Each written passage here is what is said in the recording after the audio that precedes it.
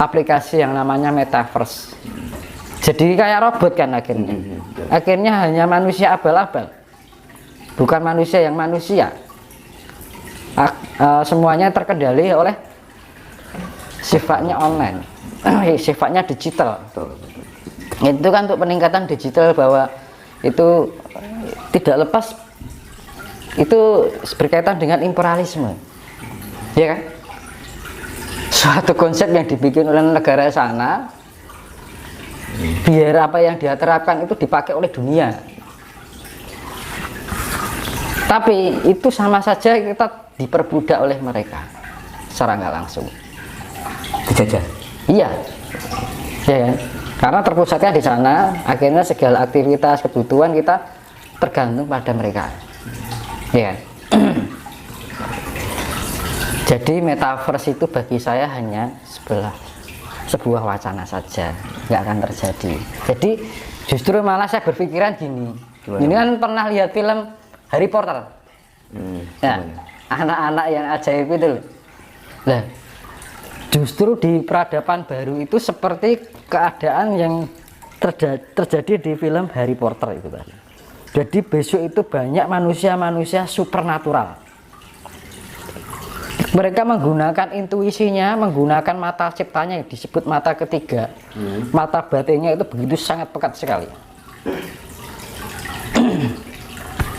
Bahkan mereka itu sudah mempelajari tentang partikel-partikel yang ada di dalam diri, bahkan secara mikrokosmos ataupun makrokosmos. Mereka mampu melakukan suatu tindakan untuk cara menyempurnakan diri. Kalau itu kembali, kalau dalam ajaran kuno yang disebut ilmu sangkan paraning dumadi, ya kan? Sastra Jendro Hayuningrat Pangruating Diyu, itu cara bahasa kunonya. Tapi di peradaban baru besok itu diterapkan dalam bentuk ilmiah, konsepnya sama, sangkan paring dumadi, tapi dengan cara lebih ke intelektualitas dan spiritualitas itu bisa tersinkronisasi, bisa terhubungkan. Ada keterselubungan ini antara kecerdasan intelektual dan spiritual itu, akhirnya orang besok mampu mencerdaskan atau menyempurnakan dirinya. Ya akhirnya dia bisa menyempurnakan, diarani menyempurnakan raga itu tadi. Karena apa? Jing diarani mukso itu. Mukso itu penyempurnaan secara raga. Karena raga kita itu terdiri dari 4 unsur alam yang sifatnya ibu pertiwi, ya kan? Mulai diarani kalau di Hana Caraka itu kan Hono anane ono saka ora ono, kan ngono. Caraka cipta rasa lan karsa. Ya saya kembalikan tadi, cipta rasa lan karsa adalah IQ, SQ, EQ, kecerdasan intelektual, kecerdasan spiritual, kecerdasan emosional, ya kan? Jadi what I feel, who I am, ya kan? What shall I do? Kan itu tadi. Apa yang kita rasakan? Apa yang kita siapa diri kita, ya. Terus apa yang sepantasnya kita lakukan? Kembali pada itu. Oke Mas, ini kita lanjut ke pertanyaan dari grup Telegram Mas Dimas. Ini masih ada kaitannya dengan hukum karma tadi Mas.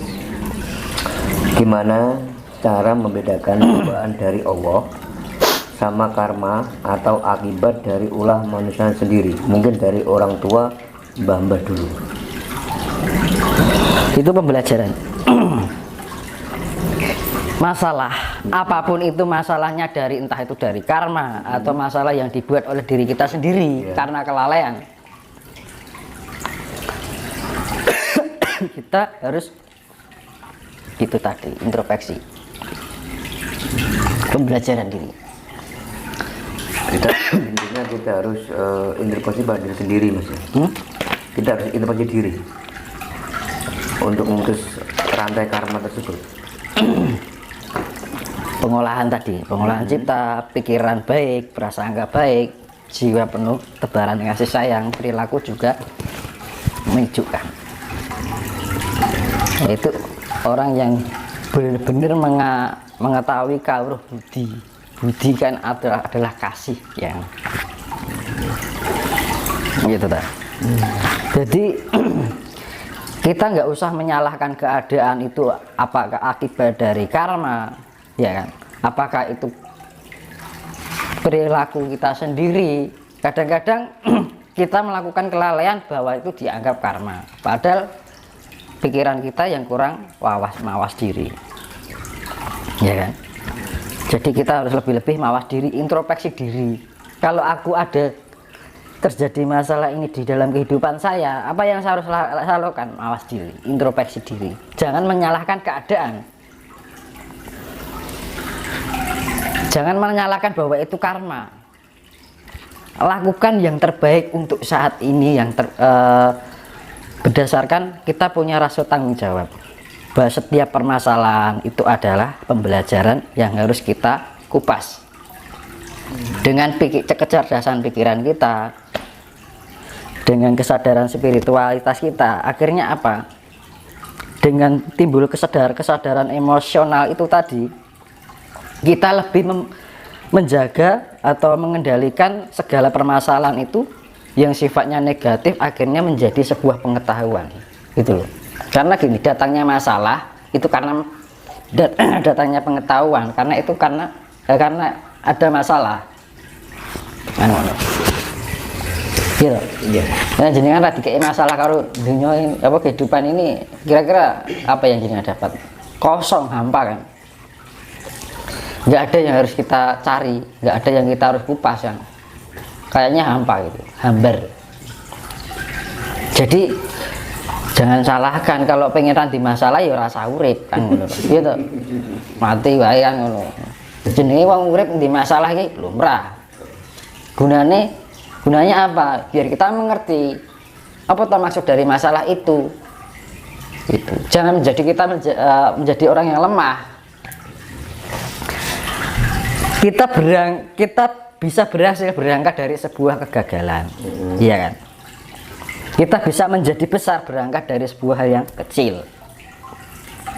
Kita bisa menjadi istimewa berangkat dari hal yang sifatnya sederhana. Ya. Kita bisa menjadi terang karena kita pernah mengalami kegelapan. Kita bisa menjadi benar karena kita belajar dari salah, dari kesalahan.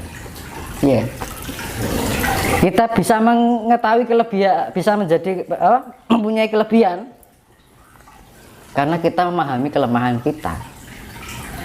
Gitu. Makanya masalah itu akibatnya adalah kegagalan, gitu. Kita direndahkan, dianggap orang yang kecil, ibaratnya. Kegelapan, ya.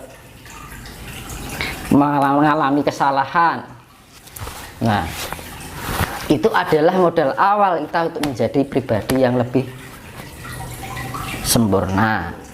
Dari salah kita menjadi benar, dari kecil kita menjadi besar, jadi dari rendah menjadi sebuah keistimewaan. Kan ngono. Jadi jangan justru kalau ada masalah jangan itu anggap karma. Urusan karma urusannya Gusti Allah kan. Urusannya dewi ngurus karma ngapain ya gitu. Yang kita urusi apa yang harus kita lakukan. Kita jalani. What shall I do? Apa yang sepantasnya kita lakukan. EQ-nya kita keluarkan, kecerdasan emosional kita. Nah, dari mana? Dari pengolahan IQ dan SQ, kecerdasan intelektual dan kecerdasan spiritual. Itu. Kita lanjut ya, Mas. Apakah setiap manusia itu memiliki pendamping dalam tubuh mereka seperti malaikat atau yang dinamakan dengan kodam itu apa ya?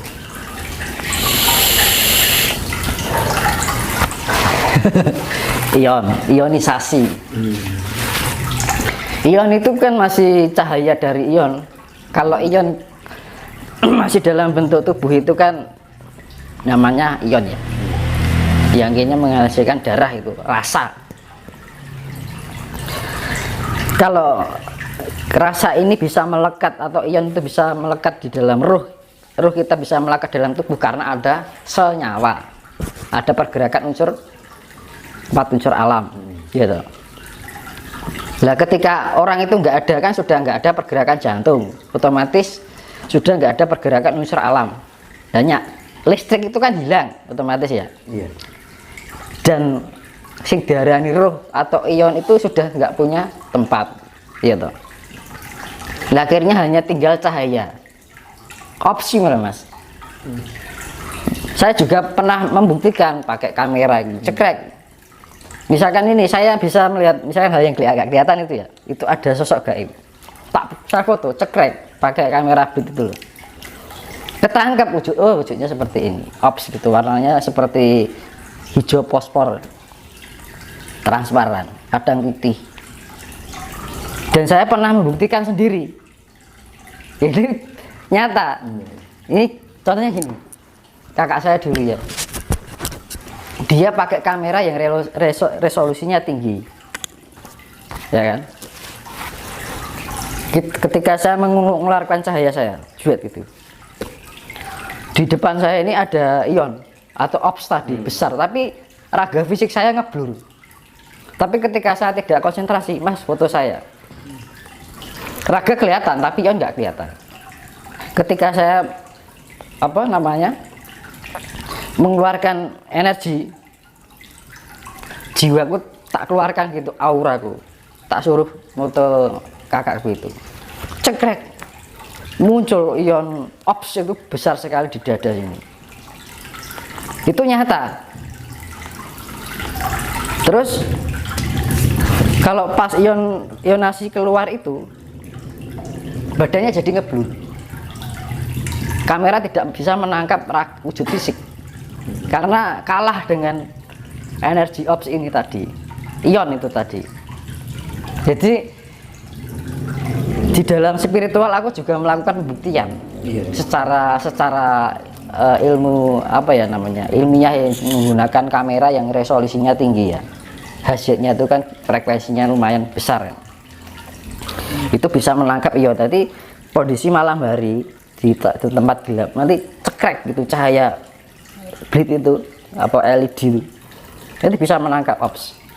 Nah itu cahaya dari ionisasi itu yang jiwa-jiwa yang belum, yang misalkan kita kalau wadah kan udah aku pembuktian di wadahku, nah wadahku tak foto gitu loh, jiwaku tak foto gitu. Dan itu benar-benar terjadi, wujud ono foto nih kan. Nah misalkan kita menemukan ops di itu adalah jiwa-jiwa lampau yang belum menemukan raga. Lah sing diarani kodam itu misalkan gini, rata-rata kan kodam atau itu kan tidak jauh dengan leluhurnya dulu gini, ya kan. Bisa jadi dengan bukan leluhur kita, karena apa, cahaya itu akan mencari warna yang sama gitu. Misalkan bapak jenengan sudah nggak ada nih ya, bapak jenengan dhisik atau simbah jenengan kan sudah nggak ada. Misalkan delalah kebetulan jenengan itu genetika atau DNA-nya itu sewarna dengan opsnya simbah jenengan. Lah akhirnya menyatu. Ya itu. Lah akhirnya seakan-akan kita didampingi itu diarani manitis. Nah gitu. Jadi diarani reinkarnasi lah itu teman. Jadi jiwa yang awalnya mempunyai wadah yang berbentuk raga itu masih memancar. Misalnya gini, ini ya kita pakai senter ini ya, kita menyalakan senter ke arah langit. Itu cahaya itu walaupun kita matiin senter, cahaya itu masih jalan.